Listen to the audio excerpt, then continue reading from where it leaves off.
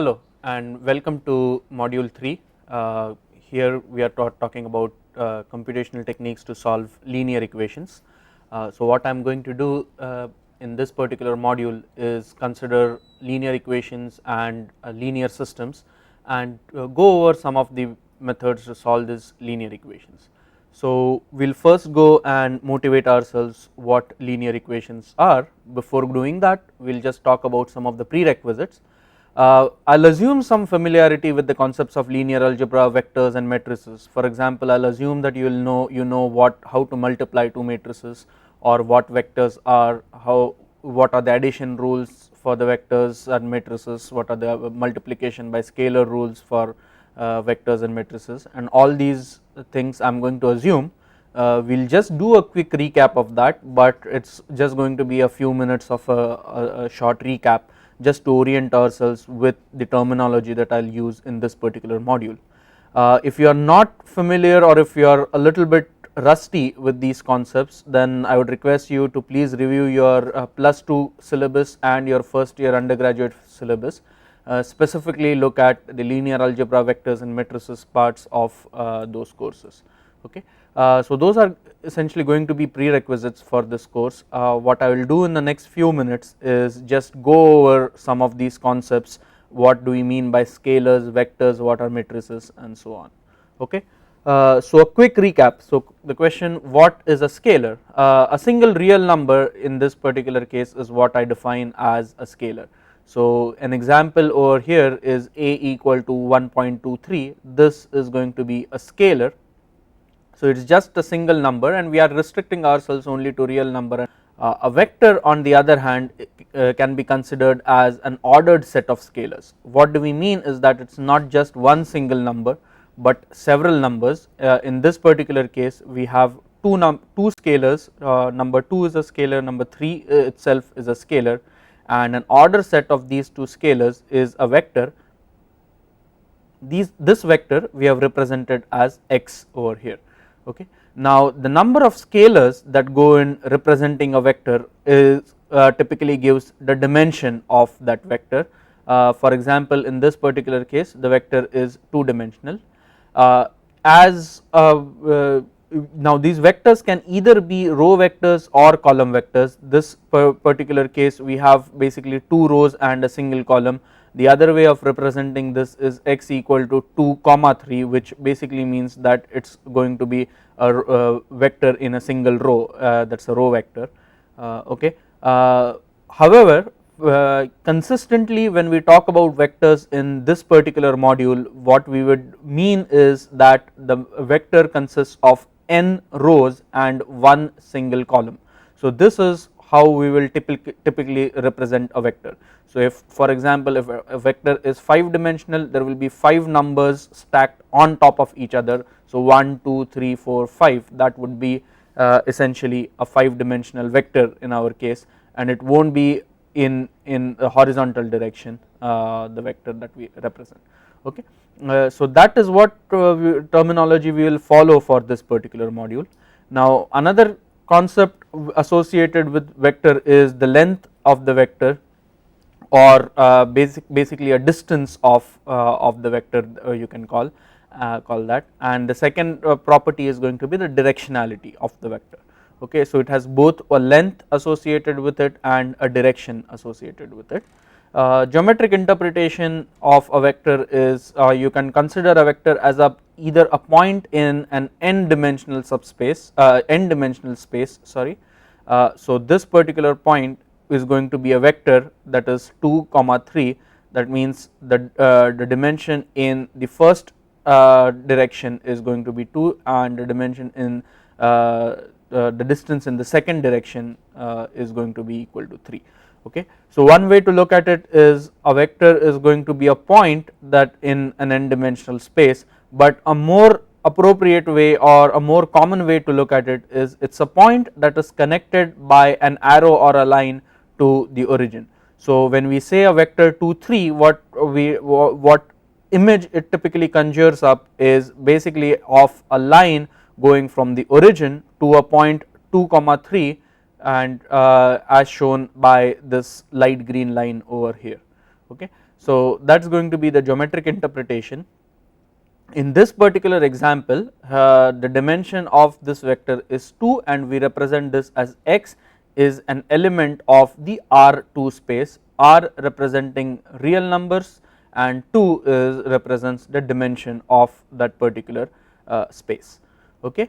And just a moment back I said that we consider that the vector has a length or a size of the vector. So instead of talking about length, we will actually talk about the norm of a vector, and the length of a vector is nothing but what is known as a Euclidean norm of a vector. For example, in this particular case, the length of this vector is going to be equal to 2 squared plus 3 squared square root of that number. So the length of this vector is going to be square root of 4 plus 9 or square root of 13, and then there are several linear operations that we can do on this particular matrix, and that is addition, subtraction, scalar multiplication. These are the various linear operations that can be done on a matrix or bunch of matrices, and we should be familiar with the rules of addition and subtraction. You can add for addition of two different matrices, the dimensions have to be the same. That means you can add a 3 by 2 matrix to another 3 by 2 matrix, you cannot add a 3 by 2 matrix to a 2 by 2 matrix, for example. Same thing with subtraction. Now you can multiply any matrix of any size with a scalar, and so if we were to consider alpha A, alpha is going to multiply each element of the matrix A. Okay. Then there are matrix multiplication rules. Again, I will not go into the matrix multiplication rules, but for the two matrices for us to be able to multiply two matrices, those matrices have to be commutative. That means that the number of columns of the first matrix should be equal to the number of rows of the second matrix. So in this particular case, we cannot multiply A multiplied by A because it is a 3 by 2 matrix. So when we cannot multiply a 3 by 2 matrix to another 3 by 2 matrix, but we can multiply A with A transpose, in which case it is going to be a 3 by 2 matrix multiplied by a 2 by 3 matrix, and the result is going to be a 3 by 3 matrix. Okay. So these are again the matrix rules, multiplication rules, and you should be familiar with the matrix multiplication rules. If not, it is a good idea at this stage to stop this video and perhaps go and revise some of the matrix multiplication rules.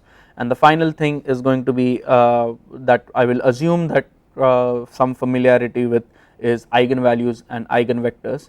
We will go over what we mean by eigenvalues and eigenvectors, but we will not necessarily discuss how to get eigenvalues and eigenvectors and so on and so forth. That is what I will assume you already know based on your previous +2 syllabus and your first year undergraduate syllabus.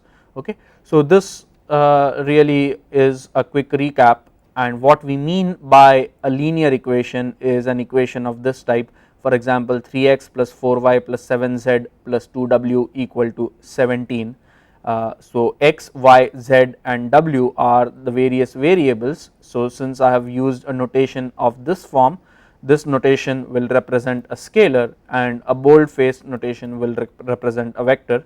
So in this particular case we have 4 variables x, y, z and w.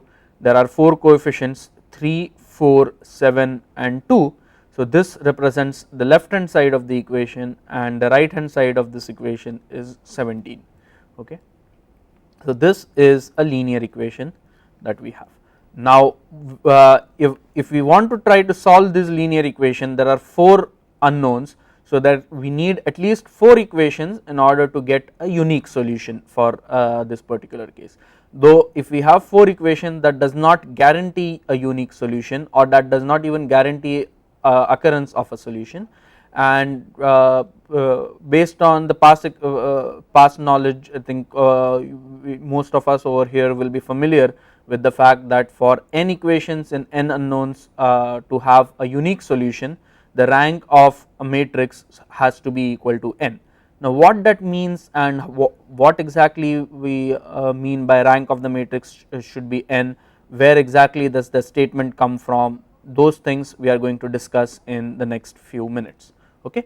So this was overall a recap of the things that we have done so far, and what I am going to start now is really start with the main meat of the module that I wanted that I intend to cover in this particular lecture and in the subsequent 5 lectures over here.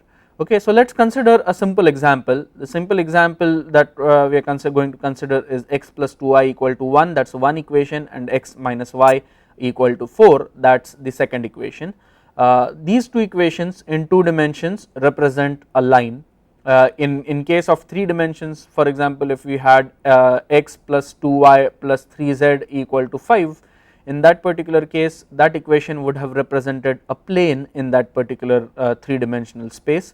So any equation, so for example this particular equation, it's because we have 4 variables, so this particular equation is going to reside in a 4 dimensional space, and this will represent a 3 dimensional surface on, or a 3 dimensional hypersurface as it is technically called, in a 4 dimensional space. So what happens is, when we write down an equation of this sort, out of 4 variables 1 degree of freedom is lost. Why? Because all these 4 variables have to satisfy one particular condition.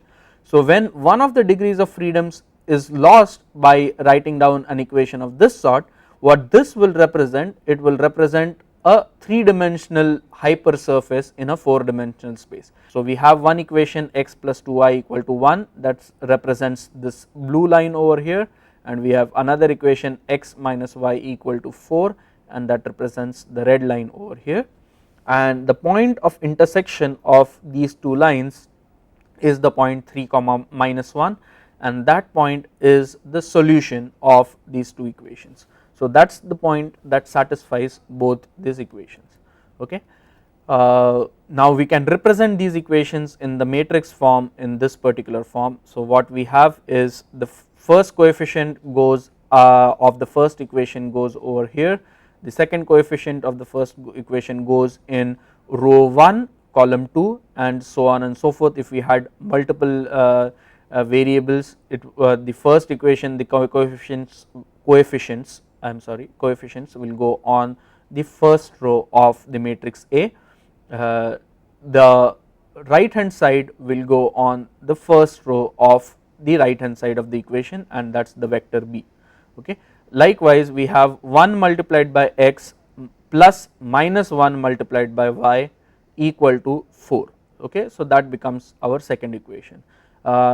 We might have n number of equation in m number of unknowns. If that is the case, we will have n number of rows, that is the number of rows will be equal to the number of equations, and m number of columns, that means the number of columns will be equal to the number of variables. Okay. So that is the matrix form of linear equation. And we will talk about the determinant method to solve the linear equations. This method is not used in general for anything beyond say 3 dimensional equations, and the method again is very popular as Cramer's rule. It's I am quite sure most of us would be aware of the Cramer's rule. What we do is we define several determinants of the matrix. The original matrix A, that is 1 2 2 minus 1, we will take the determinant of that matrix, and that determinant we will call it as D, and that value of the determinant is minus 1 minus 2, that is equal to minus 3. Okay. Then we will construct determinant we will construct matrix A1 and A2. A1 is constructed by replacing the first column of this particular matrix A with the vector B. Okay. So we replace 1 1 with 1 4, and we will call that matrix as A1, and our matrix A2 is going to be when we replace 2 minus 1 with 1 4. Okay.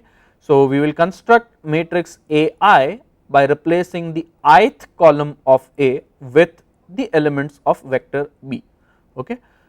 We will then take the determinant of A, take the determinant of all the matrices AI, okay, and so in this particular case the determinant of A we have represented as D, determinant of A1 we have represented as D1, and determinant of A2 we have represented as D2. As you can see, A is 1 1 2 minus 1, A1 is 1 4 2 minus 1, and A2 is 1 1 1 4. In A2 we have replaced 2 minus 1 with 1 4, and in A1 we have replaced 1 1 with 1 4, okay, and we get these values of determinants, and a unique solution exists if determinant D, that means the determinant of the matrix A, is not equal to 0. If this determinant is equal to 0, then we will either have no solution or we will have infinite number of solutions. Let us take up couple of examples of no solution. So the first equation was 1 plus 2y equal to 1. If the second equation is written as 2x plus 4y equal to 4, okay, what this represents is, this represents two parallel lines, okay. The first line is x plus 2y equal to 1, the second equation is 2x plus 4y equal to 4. Now because these two lines are parallel to each other, there is no point of intersection, so these two equations do not have any solution. But if we were to write the second equation as 2x plus 4y equal to 2, keep in mind when we write it as 2x plus 4y equal to 2, what we are doing essentially is just multiplying the first equation by 2, and if we were to do that, both these lines will be coincident, okay. So if these two lines are going to be coincident, we will have infinite number of solutions, okay. In both these cases the matrix A is going to be 1 2 2 4, and if we take the determinant of the matrix A, it is going to be 4 minus 4 equal to 0. So in either case, if the determinant of the matrix A is equal to 0, we do not have a unique solution, okay, and if the determinant of matrix A is not equal to 0, then we will have only one solution, okay. If we do not have a unique solution, we can either have no solution as in this case, or we can have infinite number of solutions as in this particular, and in this particular example we have x plus 2y equal to 1 as the first equation, and the second equation is 2x plus 3.999y equal to 2.001, okay. So if we go back to the previous slide, what I have done is, instead of writing the second equation as 2x plus 4y, I have written the second equation as 2x plus 3.999y, okay. When we do that, we can see that what that actually means is that the second line is not exactly coincident on this line, or not exactly parallel to this line, it is sloped at a very small angle to this particular line. As a result of this, what happens is that small changes in any of those numbers associated with matrix A or with the vector B to the right hand side, a very small change in any of those numbers can result in large change in the solution. For example, the first set of equations is x plus 2y and equal to 1, and 2x plus 3.99y equal to 2.001, okay, and the solution we get is x equal to 3, y equal to minus 1, okay. But now if the right hand side, instead of being 2.001, if it was just equal to 2, okay, so the equations remain very similar to each other. The only thing that has changed is this particular number has changed from 2.001 to 2, and we see that the solution has changed from x equal to 3 comma minus 1 to x equal to 1 comma 0. So a very small change in one of these numbers or more than one of these numbers is going to cause a very large change in the solution. Such type of systems are known as ill conditioned systems or poorly conditioned systems, and whether the system is well conditioned or poorly conditioned is given by the ratio of the highest eigenvalue to the lowest eigenvalue. So the matrix A in this particular case is 1 2 2 3.999, that is the matrix A. If we take the eigenvalues of this particular matrix, the smallest eigenvalue is minus 2 into 10 to the power minus 4, and the largest eigenvalue is 4.99. The ratio of these two eigenvalues is approximately 25,000, okay. So this particular ratio of two eigenvalues is a very large number. As a result of this, what we see is relatively small changes in any of these elements of the matrix of the vector B or any of the elements of the matrix A is going to result in a very large change in the solution. Okay. So these are typically very difficult problems to solve, and if you are going to use any kind of software in order to solve this problem, for example if you are going to use MATLAB, then if the ratio of eigenvalues becomes of the order of 10 to the power 9 or 10 to the power 10, you will get an error saying that the matrix is ill conditioned and the solution may not be accurate. What that really means is that the ratio of the highest and the lowest eigenvalues is very large. As a result, small errors which might creep in because of, in the previous module we had talked about round off errors. So if errors creep in because of rounding off of numbers, the solutions can be very inaccurate. For example, if this particular number 2.001 was rounded off to 2, we can see that the results would change so drastically. Okay. So whereas if this was a well conditioned system, that means if we go up, and in this particular example if we were to change this particular equation as x plus 2y equal to 1, and if we were to change this equation to x minus y equal to say 4.001, the solution from 3 comma minus 1 would actually change to 2.999 or something like that, and minus 1.001. Okay. So a fairly small change in this particular equation would cause relatively equally small change in the solution, whereas in this particular in poorly conditioned examples, a small change in any of those numbers of matrix A or vector B are going to cause large changes in the solution xy. Okay. Okay. So now the question is so this was a question when I used to teach the class, one of the students had actually asked, so I will try to answer this upfront. Why am I learning intersection of lines in my third year of undergraduate chemical engineering? And the answer to that is we are most definitely not learning intersection of lines. In fact, in module 4 we will use solution of linear equations quite extensively in order to solve nonlinear equations. In module number 7 and 8 we will use solution of linear equations in order to solve ordinary differential equations and partial differential equations. We will look into that examples when we come to module 4, module 7, module 8 and so on. We will also look at inversion of matrices, and inversion of matrices uses some of the same concepts that we are going to learn for solving equations. Okay. Matrix inversion or finding inverse of matrix will be useful in module 5, where we are going to talk about basically interpolation and regression. So that is another place where linear algebra is going to be useful, and what I will do is to take a short detour into vectors and vector spaces and so on, to actually show that this particular field of linear algebra is an extremely rich field. So let us look at the two equations, x plus 2y equal to 4 and 2x plus 3y equal to 7.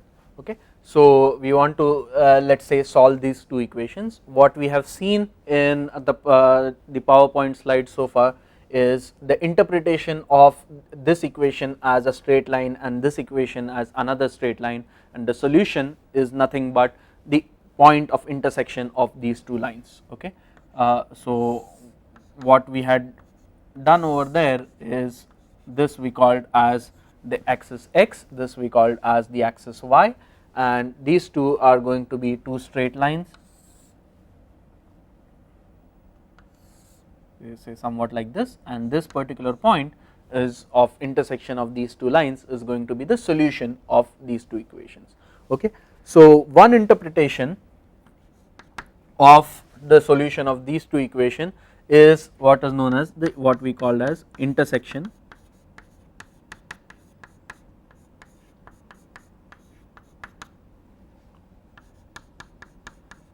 of lines or planes. In 3-dimensional case it is going to be intersection of planes, in n-dimensional case it will be intersection of hypersurfaces. Okay. So that is one interpretation of solution of these two equations. Okay. The way we had put this particular equation in the matrix notation is we had taken 1, 2, 2, 3, that means the coefficients over here in the matrix A, and then we had this x y as the vector x, and on the right hand side we had a vector 4 and 7, that would be the vector B. Okay. So this was our matrix A, this was our vector x, and this was our vector B. Okay. So that was one way of representing this this particular set of equations. So this is indeed the matrix notation of this this particular equation. The other way of thinking about this particular problem again is that this column of the matrix A is going to multiply with the element x, and this column is going to multiply with the element y. So this particular equation again we will be able to write this as 1 2 multiplied by x plus 2 3 multiplied by y equal to 4 7. Okay. And to check whether what we have written is correct or not, we can just expand this particular equation and we will be able to get x plus 2y equal to 4, that is the first row. So the first row is this particular equation, and 2x plus 3y equal to 7. So we do get the second equation again. So when we represent in this particular form, this is alternative way of representing these equations. This representation and this representation are one and the same thing. We have just tried to put it in different forms in order to motivate and in order to understand what a different perspective of looking at this particular set of equations. Okay. So now this, if we notice, is in the form of a vector. This we notice is also in the form of a vector. Let us call this particular vector as a vector, say v bar. Let us call this particular vector as a vector w bar. Okay. So this equation we will be able to rewrite this particular equation as x times v bar plus y times w bar equal to b bar. Okay. So over here what we had was these two equations. Over here what we have on the left hand side is it's a linear combination of two vectors. So the left hand side is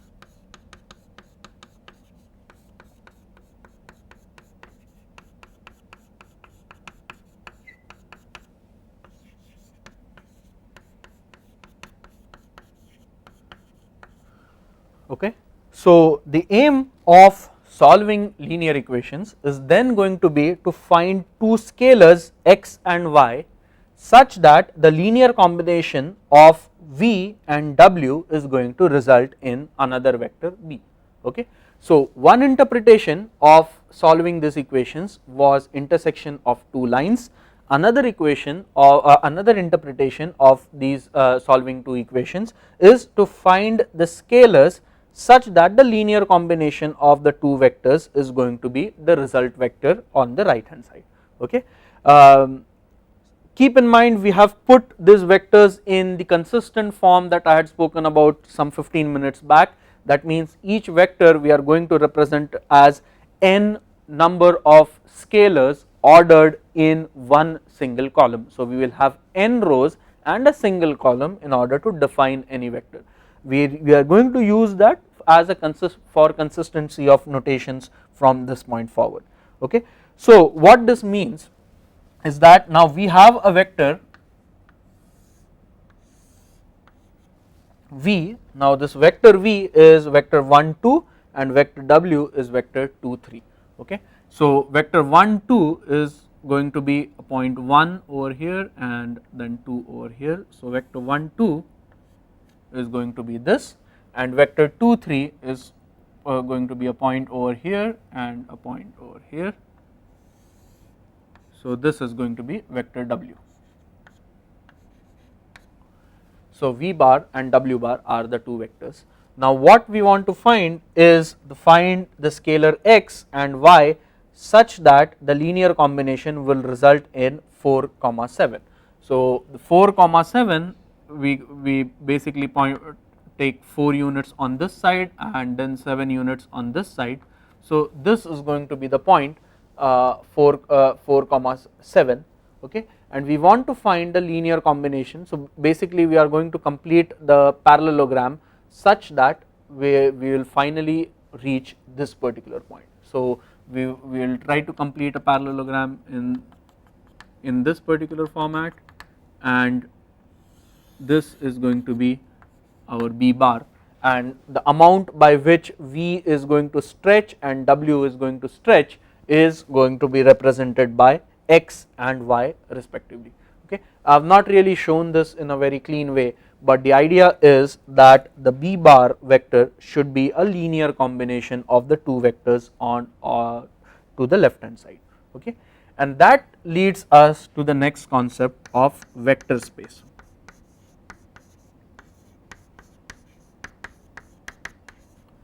Okay, vector space is nothing but the space which contains vectors and the rules for vector addition, subtraction and so on.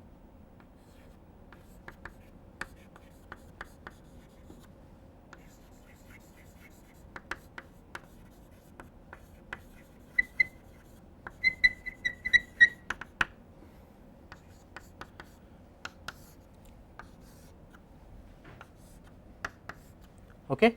So a combination of vectors and the rules for vector addition, subtraction, multiplication, scalar multiplication, linear combination of vectors will essentially result in an overall space. That means it is a space that satisfies all these rules, okay, and contains vectors. That is essentially going to be a vector space.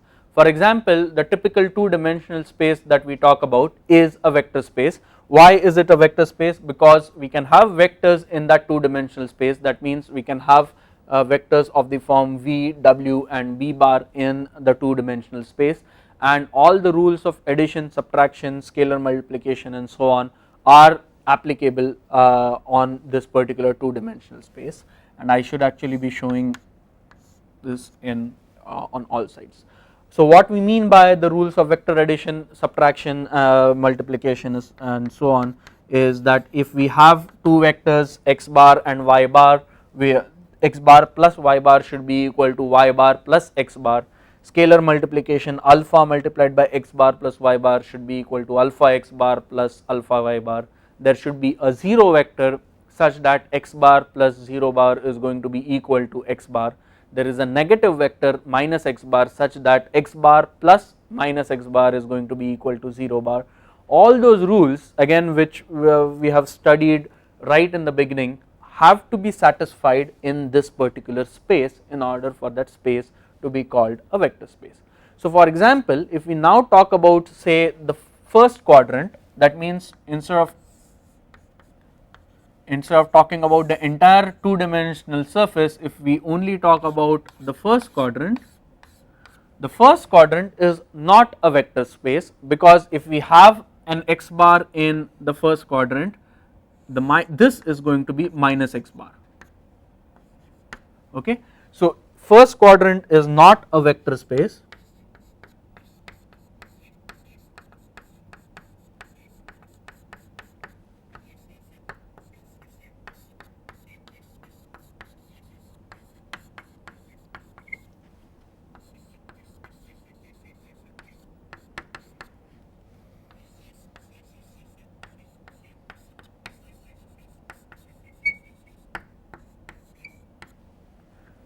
Okay, the first quadrant is not a vector space because it does not contain minus x bar. If x bar is in that vector space, is in that space, minus x bar is not in that space, and that's the reason why the first quadrant is not going to be a vector space. But the entire two dimensional space is a vector space because x bar minus x bar are both present in that vector space.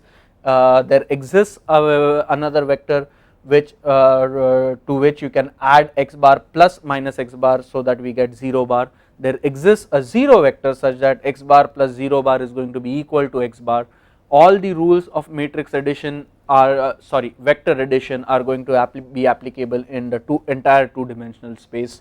All the rules of scalar multiplication are going to be applicable in the entire two dimensional space. So this is a vector space. Okay. So now if we have two vectors in, so now in this particular case what we had is we had an R2 space, that means the vectors were two dimensional. Our V bar was 1 2 and W bar was 2 3 and B bar was 4 7. So all of these vectors V, W and B are elements of a two dimensional space. Okay. Now if V and W are linearly independent, okay, then V and W can form the basis for that particular vector space. That what that basically means is that any vector in R2 can be represented by V and as a linear combination of V bar and W bar. Okay. So we have talked about two other concepts, linear independence was one concept and the second concept is basis or basis vectors.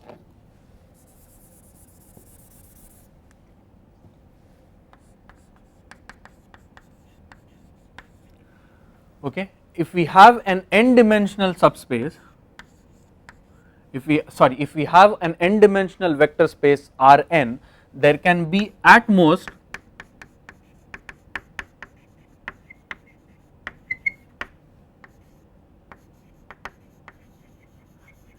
n linearly independent vectors.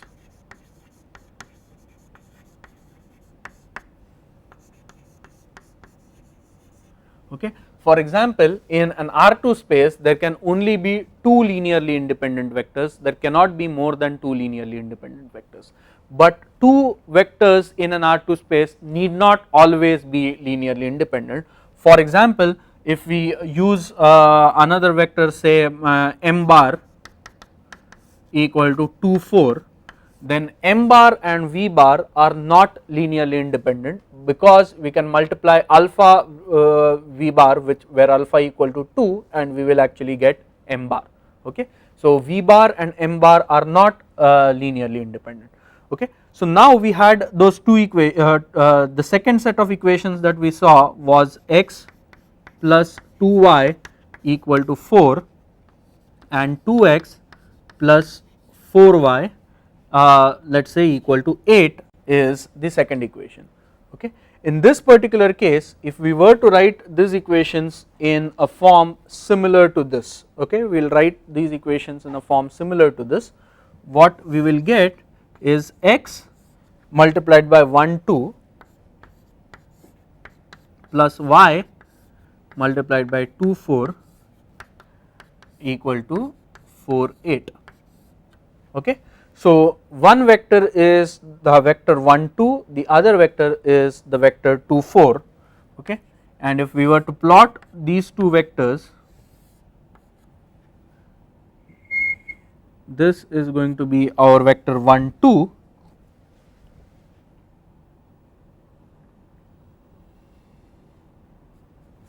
and this is going to be our vector 2 4. Okay. Now these two vectors are actually collinear or parallel to each other. As a result of this, they are going to be able to span only this particular line. Okay. Any point if that we consider outside of that line, we will not be able to represent it as a linear combination of vector 1 2 and 2 4. Okay. So if we cannot represent this particular point as a linear combination of these two vectors, we cannot get a unique solution. Okay. Whereas if we have another point lying over here, okay, we will have infinite number of solutions, because you can always find various values of x and y such that the two equations are going to be satisfied. For example, we have this as 1 2 2 4 and 4 8. The point 4 8 also lies on the same line. So this is going to be the point 4 8. Okay. So one example of x and y that satisfies the point 4 8 is going to be x equal to 0 and y equal to 2. Okay. So if we stretch y to double its length, we are going to reach 4 8. Other possible solution is x equal to 4 and y equal to 0. That means we do not do anything with y, we will shrink it to 0 and we will stretch the first vector 4 times, so that we reach 4 8. Okay. Likewise, you can choose x equal to minus 1, let us say, and then y is going to be equal to 2.5. Okay. So in that case, if we have taken the vector x and reflected it on this side, we need to stretch the vector y by 2.5 times and then add it to the vector x to the first vector. Okay. So as you can see over here, there are going to be infinite number of solutions.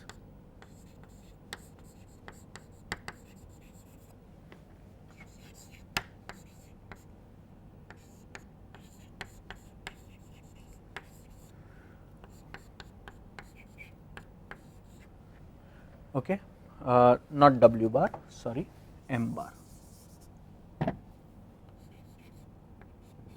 Okay. So if B bar lies in the span, so span is another concept that I am introducing. I am not so sure whether these concepts have been covered in undergrad material or not. This is a little bit advanced stuff that some curriculum do not really cover, but what we really mean by span is a set of all vectors which can be obtained by linear combination of these two vectors. So in this case, because V bar and M bar actually lie on that same line, as a result of this, the span of V bar and M bar is only going to be this one dimensional subspace of the two dimensional vector space. Okay. So this line is a subspace on which if B bar lies on this particular subspace, then we will have infinite number of solutions. If B bar does not lie on that subspace, we will not have infinite number of solutions, we will have 0 solutions. And if V bar and W bar were linearly are not collinear, they are spanning the entire R2 space, in that particular case we will get exactly one solution. Okay. Why, what do we see when V bar and W bar are not collinear? When V bar and W bar are not collinear, or when V bar and W bar are linearly independent, what we see is that rank of the matrix V bar and W bar, which is equal to rank of our matrix A, should be equal to n. In this particular case should be equal to 2. That means if we take determinant of the matrix A, that determinant should be non-zero. This is same as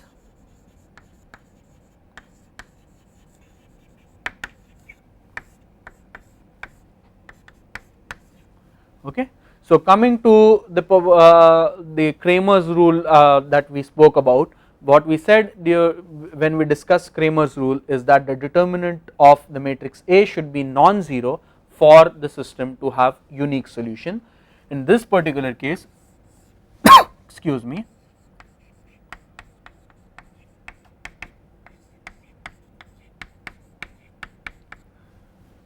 so we are going to get unique solution.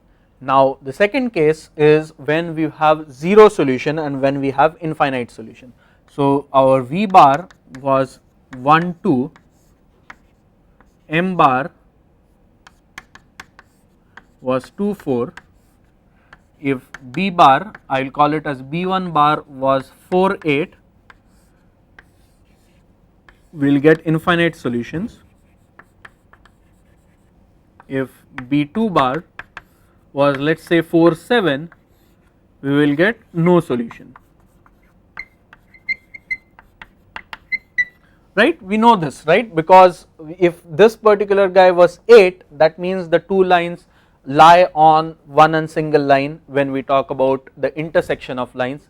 In the interpretation as the intersection of lines, what 1 2 2 4 equal to 4 comma 8 means is that the two lines lie on top of each other.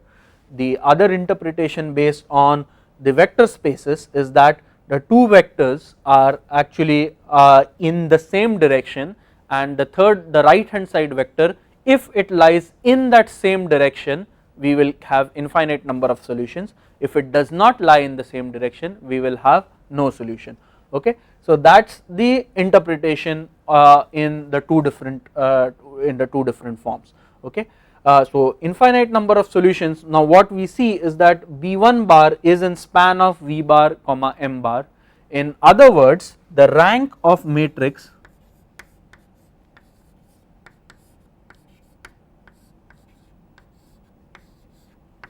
should be equal to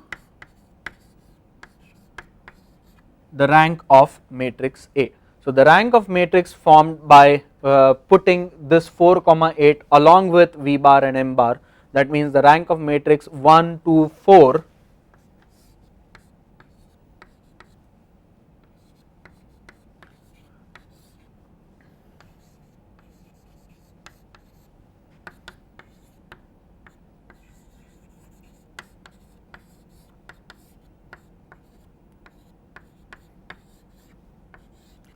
okay. In this case it is the rank of both these matrices is equal to 1. As a result, there are infinite number of solutions. If we were to change this to 1 2 4 2 4 7, we will have 0 solutions, because rank of this particular matrix 1 2 4 2 4 7 is going to be equal to 2, which is not the same as the rank of this particular matrix. Okay. So this we get the rank condition or the determinant conditions now we have obtained in a different way, and that different way is talking about vectors and vector spaces. This way of thinking about vectors and vector spaces is going to be a more general way of thinking about linear equations and linear systems, as you will probably see in some of your mathematics higher level mathematics courses. Now what happens when we have basically when the matrix A is an ill conditioned matrix? If again we will look at a two dimensional case, multiple dimensional cases are actually a much more complicated than looking at two dimensional cases. But what we saw in a poorly conditioned matrix, the poorly conditioned matrix A was 1 2 2 3.999. Okay, so this was poorly conditioned matrix.